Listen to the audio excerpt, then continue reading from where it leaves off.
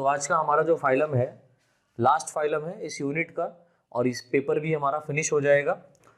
Phylum है निमेटोहेल्मिन्थेस। निमेटोहेल्मिन्थेस या इसको हम लोग बोलते हैं निमेटोडा। इसके अंतर्गत एक ऑर्गेनिज्म आपको पढ़ना है जिसका नाम है एनसाइक्लोस्टोमा। कौन सा है? एनसाइक्लोस्टोमा। ठीक है, ये जो एनसाइक्लोस्टोमा है इसे हम लोग एक और नाम से जानते हैं, इसको हम लोग बोलते हैं हुक वॉर्म। क्या बोलते हैं इसको? Hook warm. यानी कि एक ऐसा कृमि है जो हुक के आकार का है। ठीक है, तो डेफिनेटली इसका क्लासिफिकेशन और इसका कुछ इंपॉर्टेंस है, लाइक इसका जनरल कैरेक्टर, इसका एक्सटर्नल मॉर्फोलॉजी, इसका रिप्रोडक्शन, बस ये 3 चीजें इसमें इंपॉर्टेंट है इस पेपर के लास्ट यूनिट में। बाकी ज्यादा इंपॉर्टेंस नहीं, तो इसका क्लासिफिकेशन हेडिंग डाल दीजिए, लिख ले इसमें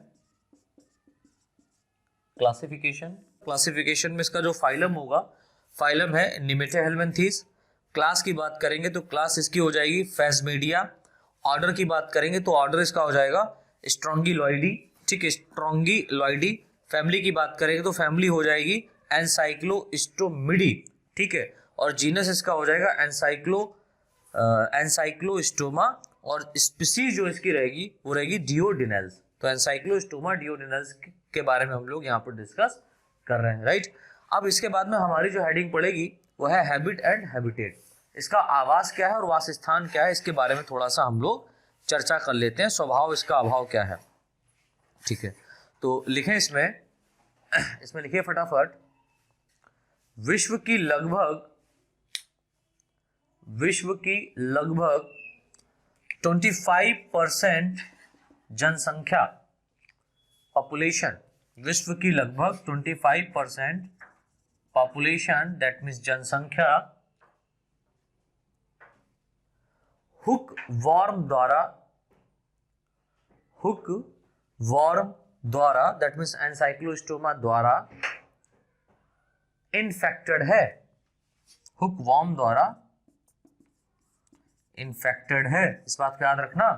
25% जो पॉपुलेशन है वो एनसाइक्लोस्टोमा के थ्रू क्या है? इन्फेक्टेड है, जिसमें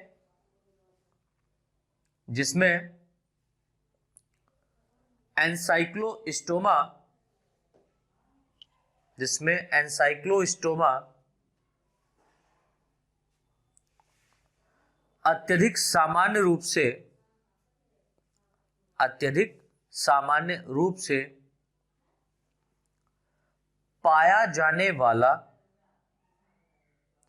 अत्यधिक सामान्य रूप से पाया जाने वाला हुक वॉर्म है। एनसाइक्लोस्टोमा अत्यधिक सामान्य रूप से पाया जाने वाला हुक वॉर्म है, दैट मीन्स एनसाइक्लोस्टोमा की डियोडिनल स्पीसीज। ठीक है, यह ह्यूमन के लिए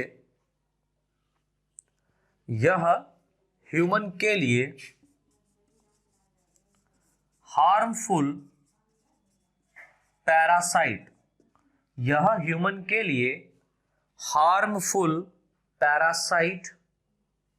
यानी कि हानिकारक परजीवी के रूप में से एक है।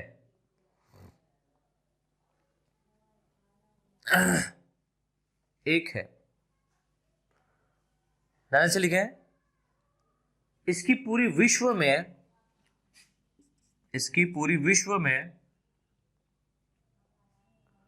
15 स्पीसीज टोटल, इसकी पूरी विश्व में टोटल यानी कुल 15 स्पीसीज पाई जाती हैं। 15 स्पीसीज पाई जाती है, जिसमें से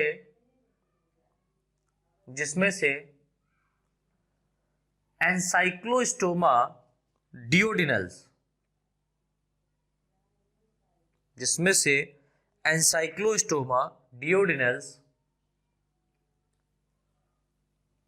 अत्यधिक रूप से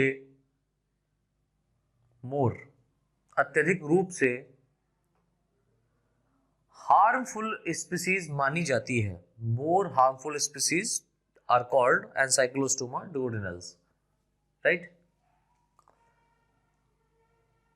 ध्यान से लिखे, ह्यूमन में यानी मनुष्य में, ह्यूमन में मनुष्य में इस पैरासाइट के द्वारा,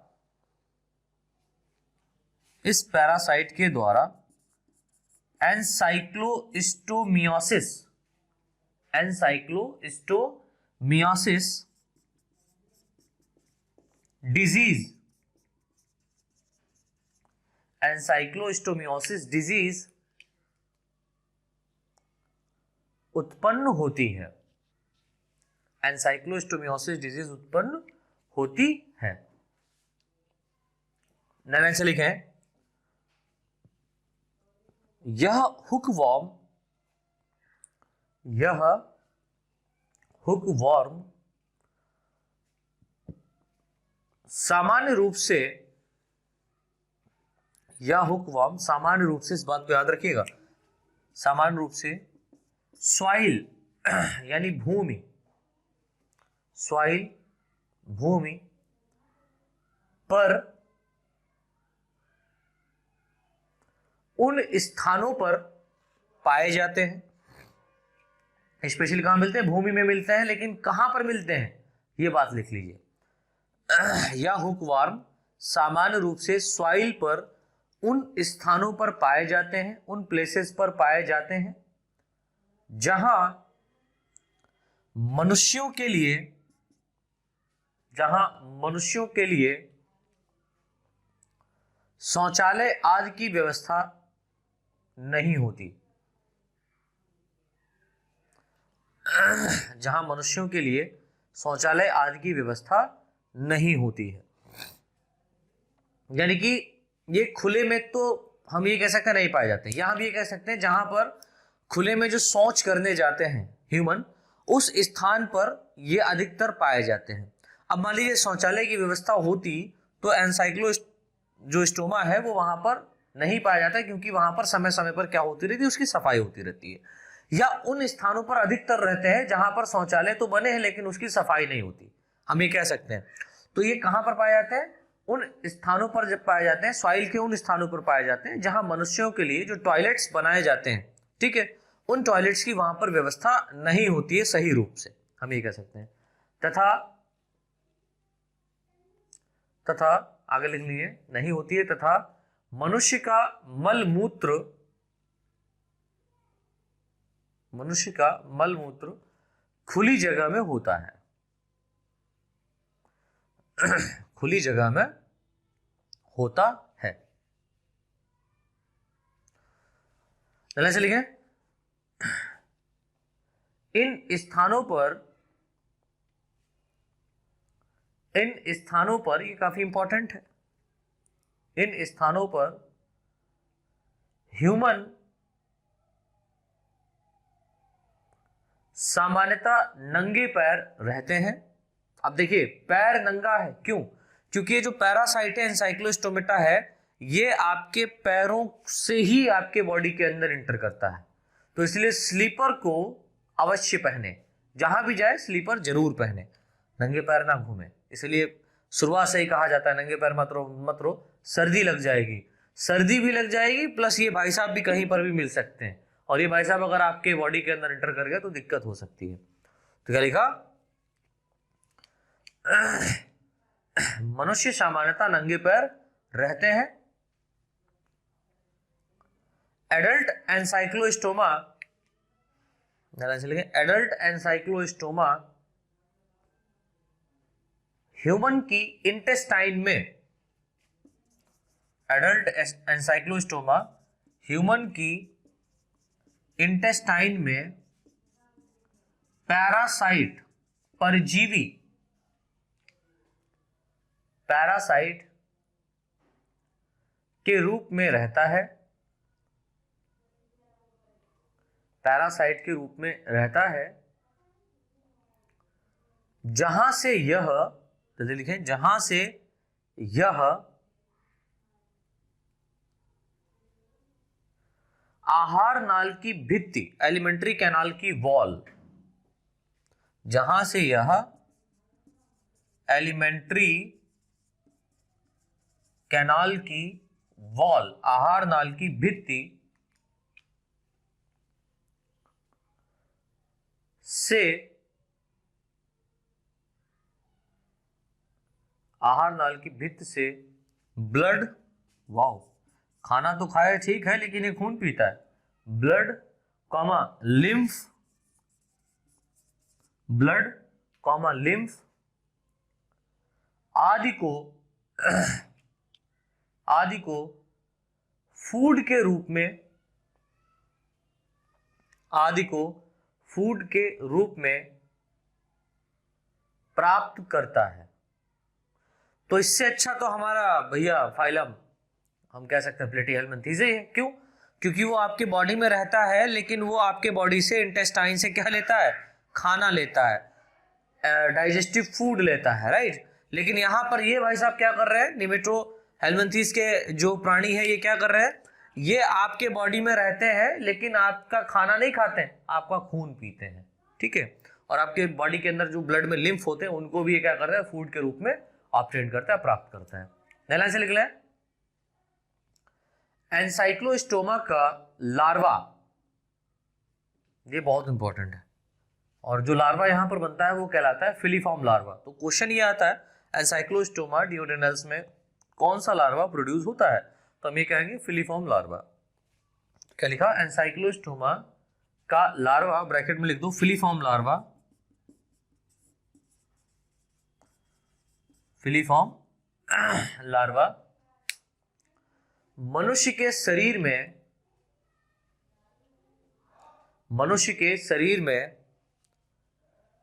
हाथ व पैरों की त्वचा द्वारा, हाथ व पैरों की त्वचा द्वारा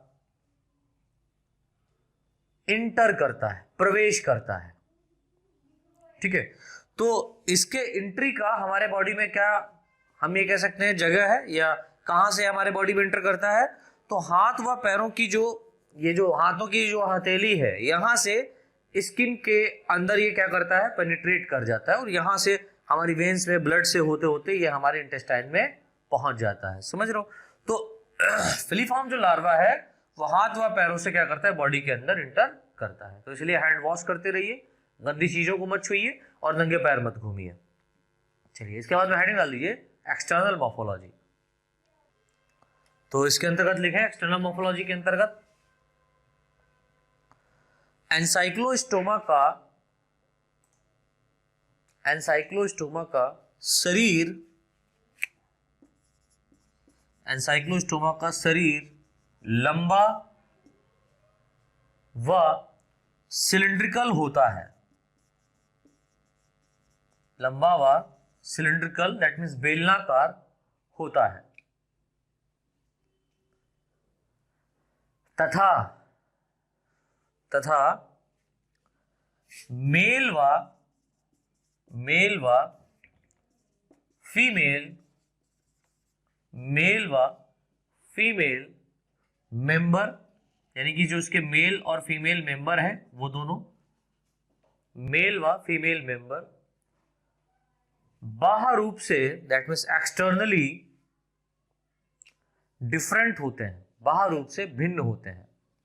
आप ये देख करके बता पाएंगे कि इसका मेल प्राणी कौन सा है, दैट मीन्स मेल एनसाइक्लोस्टोमा कौन सा है, और फीमेल एनसाइक्लोस्टोमा कौन सा है, बाह्य रूप से डिफरेंट होते हैं। नारायण से लिखे, मेल एनसाइक्लोस्टोमा का बॉडी या शरीर 8 से 11 मिलीमीटर, मेल एनसाइक्लोस्टोमा की बॉडी 8 से 11 व फीमेल एनसाइक्लोस्टोमा की बॉडी, फीमेल एनसाइक्लोस्टोमा की बॉडी 10 से 13 यानी कि ये फीमेल जो है वो मेल के कंपैरिजन में बड़ी होती है, 10 से 13 mm लॉन्ग, लंबी होती है, लंबी होती है। नई लाइन से लिखे, मेल एंसाइक्लोस्टोमा का शरीर,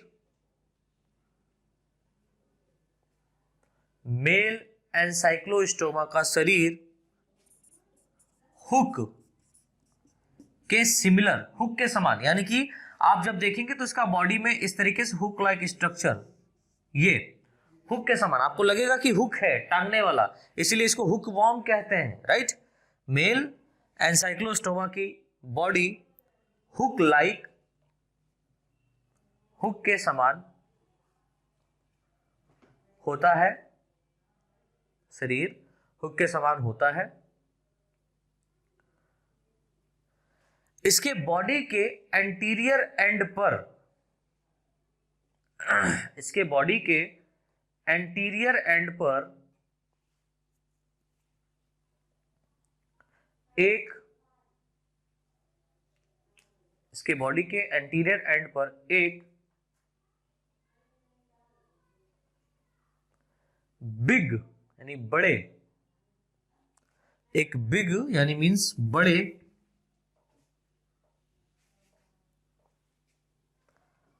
आकार का, एक बड़े आकार का माउथ यानी कि मुख, एक बड़े आकार का मुख यानी कि माउथ स्थित रहता है, जिसके साथ बक्कल कैविटी, मुख गुहिका इसको हिंदी में कहते हैं, जिसके साथ buccal cavity, comma pharynx, pharynx, comma intestine, intestine आदि, इंटेस्टाइन आदि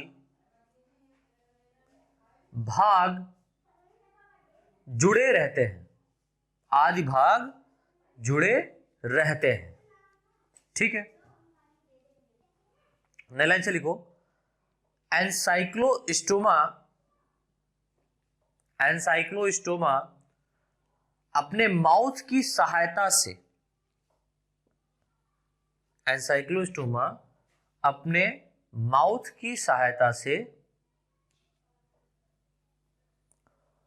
होस्ट की इंटेस्टाइन के साथ अटैच रहता है, अपने माउथ की सहायता से होस्ट की यानी कि जो पोषक है लाइक ह्यूमन बीइंग्स, होस्ट की इंटेस्टाइन के साथ अटैच रहता है। तो इसका स्ट्रक्चर है, स्ट्रक्चर हम लोग देख लेते हैं इसका, ठीक। तो स्ट्रक्चर जो है वो आपके पीडीएफ में अवेलेबल रहेगा, राइट। चलो इसके बाद में हेडिंग जो पड़ेगी इसमें वो पड़ेगी reproductive system, productive system of Ancylostoma. तो लिखें, इसमें लिखना शुरू करें। एंसाइक्लोस्टोमा में, एंसाइक्लोस्टोमा में रिप्रोडक्टिव ऑर्गन, ये इंपॉर्टेंट है, रिप्रोडक्टिव ऑर्गन थ्रेड लाइक मतलब धागे नुमा, थ्रेड लाइक व कॉइल्ड, थ्रेड लाइक व कॉइल्ड, कॉइल्ड मतलब घूमे हुए, थ्रेड लाइक व कॉइल्ड होते हैं।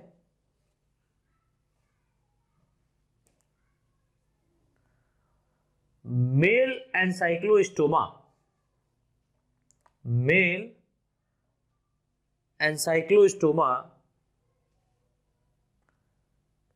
की बॉडी के, मेल एंसाइक्लोस्टोमा की बॉडी के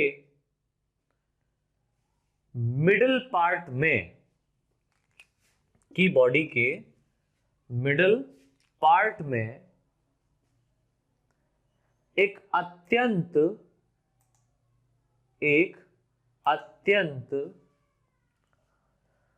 कॉइल्ड टेस्टिस, एक अत्यंत कॉइल्ड टेस्टिस, दैट मीन्स इसको हिंदी में कहते हैं वृषण, एक अत्यंत कॉइल्ड टेस्टिस के साथ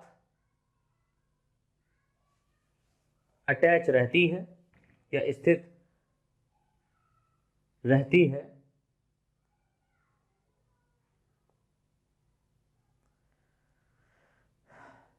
इसके अगले सिरे पर vas deferens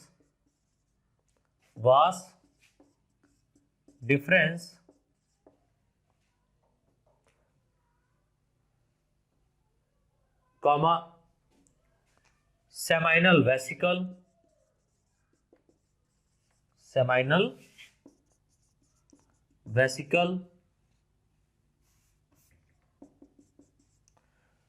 vas deferens comma seminal vesicle आदि भाग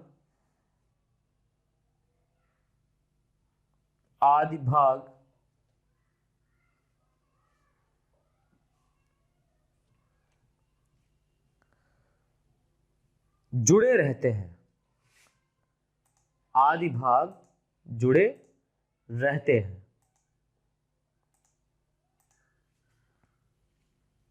ठीक है, आगे लिख लें नई लाइन से।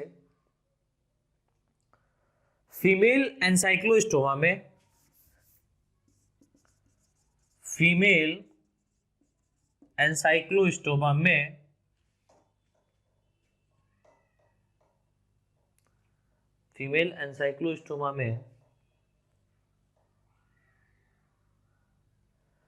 दो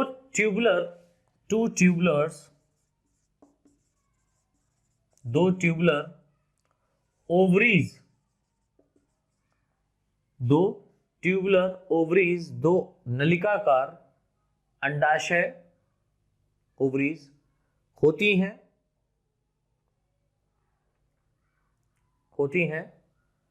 जो अपने अगले सिरे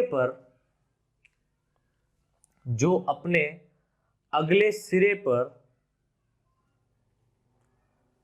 आपस में जुड़ी रहती हैं, जो अपने अगले सिरे पर आपस में जुड़ी रहती हैं। ठीक है, जल्दी से लिख लें। एंसाइक्लोस्टोमा के सेमाइनल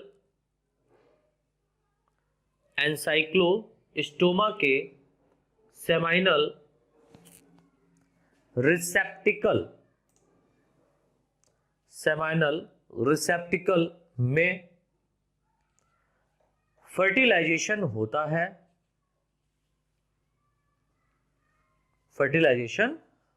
है,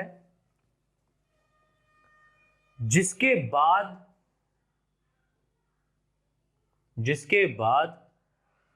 फीमेल एंसाइक्लोस्टोमा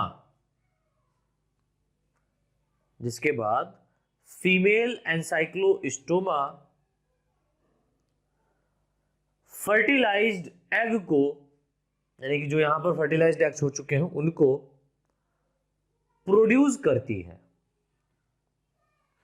नई लाइन से लिख लीजिए। प्रत्येक फीमेल पर डे, हर दिन, समझो एंसाइक्लोस्टोमा की फीमेल की बात हो रही है, प्रत्येक फीमेल हर दिन यानी पर डे 9,000 फर्टिलाइज्ड एग, समझिए 9,000, ये डाटा याद रखिएगा, 9,000 फर्टिलाइज्ड एग को प्रोड्यूस करती है। यानी अगर ये धोखेधाड़ी में आपके बॉडी के अंदर गया तो आपके बॉडी के अंदर ये क्या करेगा, वहां पर फर्टिलाइजेशन करेगा इंटेस्टाइन में, और इसकी जो फीमेल होगी ये हर दिन 9000 फर्टिलाइज्ड एग को आपके बॉडी के अंदर ही क्या करेगी, रिलीज करेगी। और आप जहां पर शौच करने जाएंगे, स्टूल एक्सक्रीट करने जाएंगे, उसके साथ में 9000 फर्टिलाइज्ड एग क्या होंगे, साथ में ही होंगे। और डेफिनेटली अगर आप खुले में शौच करने जा रहे हैं तो ये इन्फेक्शन, ये फर्टिलाइज्ड एग किसी दूसरे भी ह्यूमन बींग्स के बॉडी में जा सकता है। इसीलिए मैंने बताया कि विश्व की 25% जो ह्यूमन बींग्स हैं पूरे विश्व के, राइट, वो सभी के सभी एंसाइक्लोस्टोमा से ग्रसित हैं, संक्रमित हैं, प्रोड्यूस करती है, जो होस्ट फिशियल मैटर या स्टूल, जो होस्ट फिशियल मैटर या स्टूल के साथ बाहर निकलते हैं, के साथ बाहर निकलते हैं। नलन से लिखे हैं, प्रत्येक फर्टिलाइज्ड एग, प्रत्येक फर्टिलाइज्ड एग में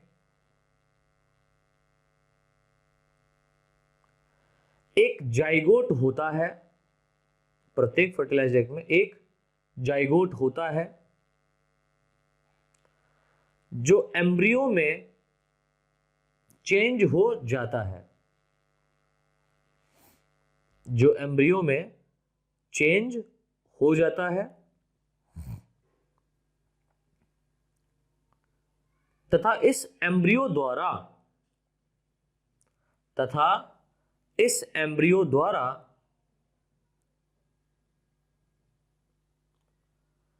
एंसाइक्लोस्टोमा की, एंसाइक्लोस्टोमा की लार्वल स्टेज, यानी कि जो इसकी लार्वा वाली स्टेज है वो एंसाइक्लोस्टोमा की लार्वल स्टेज डेवलप होती है। तो यहां पर भी हमने क्या देखा, यहां पर भी हमने देखा कि जो प्राणी है इसके अंदर इंटरनल फर्टिलाइजेशन हो रहा है, बॉडी के अंदर ही क्या हो रहे हैं, स्पर्म जा रहे हैं और एग को फर्टिलाइज कर रहे हैं, राइट। रिप्रोडक्शन के प्रोसेस में आपको पता है दो अलग अलग इंडिविजुअल है, मेल अलग है फीमेल अलग है, तो डेफिनेटली आपस में मीट करेगा, मीटिंग करेगा, राइट है। तो जो फीमेल है उसके बॉडी में एग का, जो फर्टिलाइज्ड एग है वो क्या करेंगे, बॉडी के बाहर उसके निकल जाते हैं और उसके बॉडी के बाहर निकलने के बाद होस्ट के बॉडी के बाहर भी रिलीज हो जाते हैं। और आपको पता है कि इनके अंदर जो डेवलपमेंट है, लार्वा कंडीशन बन रही है, तो लार्वा कंडीशन में डेवलपमेंट इनडायरेक्ट टाइप का होगा, दैट मींस इसमें लार्वा पाया जाएगा, ठीक है, लार्वा पाया जा रहा है। लेकिन इनके अंदर फर्टिलाइजेशन क्या हो रहा है, फर्टिलाइजेशन हो रहा है इंटरनल, तो इंटरनल फर्टिलाइजेशन प्लस लार्वा भी यहां पर डेवलप हो रहा है। लेकिन एक्चुअल में मीनिंग क्या है, अधिकतर क्या होता है कि जो एक्सटर्नल फर्टिलाइजेशन होता है उसमें लार्वा बनता है और जो इंटरनल फर्टिलाइजेशन होता है उसमें लार्वा नहीं बनता है। लेकिन कुछ केसेस में एक गलत बात सिद्ध हुई है, अधिकतर जो होता है वो एक्सटर्नल में लार्वा बनता है और अधिकतर इंटरनल में लार्वा नहीं बनता है, इसीलिए ये स्टेटमेंट सही है। तो इसके बाद में हेडिंग डाल दीजिए जिसपे शॉर्ट नोट लिखने को आ जाता है एक अलग से, लार्वल स्टेज ऑफ एंसाइक्लोस्टोमा। तो हेडिंग हमारी क्या पड़ेगी, लार्वल स्टेज ऑफ एंसाइक्लोस्टोमा। तो उसमें लिखे हैं फेवरेबल कंडीशन में, यानी कि अनुकूल परिस्थितियों में एंसाइक्लोस्टोमा का एम्ब्रियो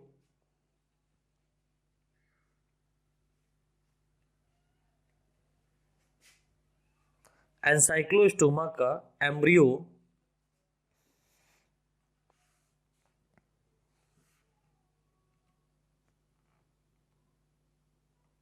एम्ब्रियो किशोर, that means juvenile, JUVENILE, juvenile, इसको हिंदी में कहते हैं किशोर, या रैबिडिटीफॉर्म, या रैबिडिटीफॉर्म लार्वा, या रैबिडिटीफॉर्म लार्वा को प्रोड्यूस करता है, जुवेनाइल या रेब्रिटिफॉर्म लार्वा को प्रोड्यूस करता है, जो मुख्यतः सॉइल में, भूमि में, जो मुख्यतः सॉइल में, दैट मीन्स भूमि में रहता है, सॉइल में रहता है, तथा एक बहुत इंपॉर्टेंट स्टेटमेंट है, तथा 4 से 5 दिनों बाद, 4 to 5 days, 4 से 5 दिनों बाद, 4 से 5 दिनों बाद यह मेटामॉर्फोसिस की क्रिया द्वारा, यह मेटामॉर्फोसिस की क्रिया द्वारा, मेटामॉर्फोसिस की क्रिया द्वारा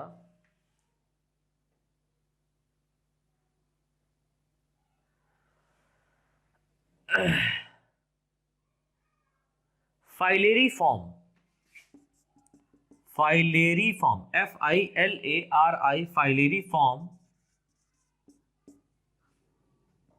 यह फाइलेरी फॉर्म लार्वा में चेंज हो जाता है,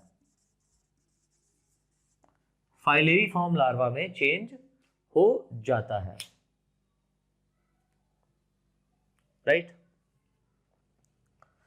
लाइन से लिखे हैं, यह लार्वा 0.5 mm, यह लार्वा 0.5 mm लॉन्ग होता है, मतलब बहुत ही छोटा होता है, माइन्यूट होता है, 0.5 mm लॉन्ग होता है, जो फेवरेबल कंडीशन में, जो फेवरेबल कंडीशन में, यानी कि इसकी अनुकूल परिस्थितियां यदि इसको मिल रही हैं, तो कई दिनों तक, जो फेवरेबल कंडीशन में कई दिनों तक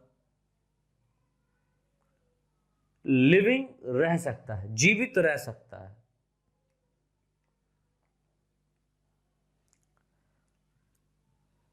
फाइलेरीफॉर्म लार्वा, फाइलेरीफॉर्म लार्वा द्वारा ह्यूमन में, फाइलेरीफॉर्म लार्वा द्वारा ह्यूमन में एनसाइक्लोस्टोमा का, जो एनसाइक्लोस्टोमा डिओड्रिनल्स है इसका, यानी कि इसकी 15 स्पीसीज खोजी गई हैं, कोई भी स्पीसीज हो सकती है, हम डिओड्रिनल्स लेते हैं, अधिकतर यही पाई जाती है। फाइलेरीफॉर्म लार्वा द्वारा ह्यूमन में एनसाइक्लोस्टोमा का इन्फेक्शन स्टार्ट हो जाता है, इन्फेक्शन स्टार्ट हो जाता है, जिससे ह्यूमन में एक डिजीज, एक रोग उत्पन्न होता है, एक डिजीज, एक रोग उत्पन्न होता है, जिसे एनसाइक्लोस्टोमियोसिस कहते हैं, एनसाइक्लोस्टोमियोसिस कहते हैं। तो नेक्स्ट हेडिंग डाल दीजिए छोटी सी, एनसाइक्लोस्टोमियोसिस, ठीक है, और इसके ऊपर क्वेश्चन आता है। तो ये तो रिप्रोडक्टिव वाला फेज हो गया।